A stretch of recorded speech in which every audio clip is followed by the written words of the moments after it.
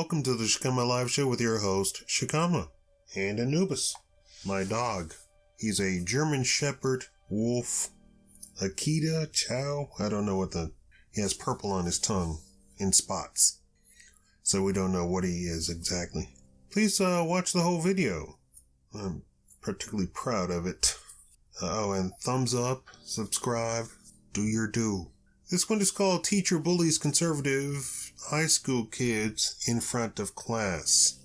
This is based on real, actual cases that I have been reading, that I came across, and the conclusion is also real, taken from real live stories. Of course, the names have all been changed. Little Kaylee is a typical high school girl with two loving parents who don't want to rock the boat. She sits on a stone wall, shivering in the cold, giggling at her breath coming out as steam. Nothing seems unusual about Kaylee except it's 10 a.m. on a Wednesday. She should be in school. Her mom is finishing washing the morning dishes and scrubbing pots from last night's dinners, left soaking overnight. Her father is already at work, their life kind of disrupted by the fact that Kaylee isn't in school. Mom took off from work to be with Kaylee. The phone rings. It's the truancy officer asking why Kaylee isn't in school. Her mom explains the situation. There's a long pause after her mom finishes. The truancy officer asks her to repeat the story. About a week ago, Kaylee's teacher demanded all the Trump supporter kids to stand up in class. She then demanded that they prove how they are not racist. The kids were not prepared for this, so after standing up, half of them just sat back down. But it was too late. They were all identified, and their harassment began.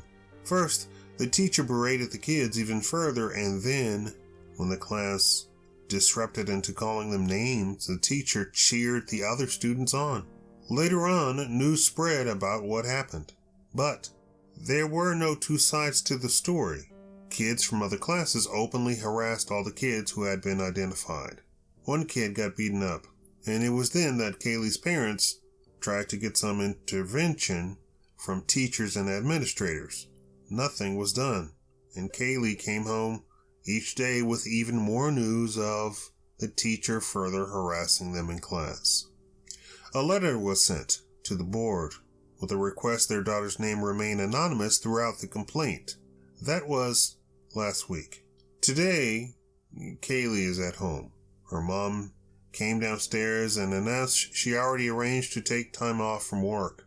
Her husband kissed her on the forehead, kissed Kaylee, and went to work.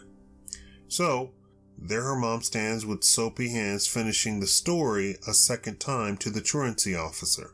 Again, there's a long pause. He came back on the line and said he'd get back with them. By law, Kaylee isn't supposed to be home. She and her parents could potentially end up in jail. A week passes and the truancy officer never called back. But guess what? The school board doesn't respond either. A week after that, an administrator shows up at the door around 10 a.m. He has paperwork for the mom to read over, and he tips his hat and leaves. Her mom looks over the paperwork only to discover it's homeschooling information. So, the school board, instead of doing anything to the teacher, has taken the stance to basically kick Kaylee and the rest of the children out of school and fast track her into homeschooling. When her father comes home later that evening, he agrees to put in more hours at work to make up for the money to cover her mom taking off from work to homeschool Kaylee. That was 4 weeks ago. As a test, Kaylee's mom sent in ridiculous homeschool curriculums to the school board. They were all approved. It was obvious. They didn't care.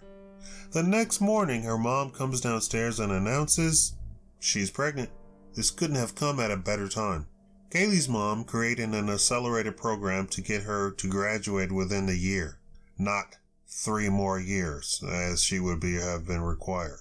Kaylee comes home from college after the first week of entrance, slumps in the chair and says, "The college professor just did the same exact thing." Now, you think I'm exaggerating with the story? No, these are exact stories. All of the fact, nothing has been actually changed. I just changed the names, that's it.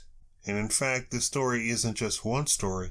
It's many, many, many stories sent in just as demonstrations of or examples of what is going on in the nation right now.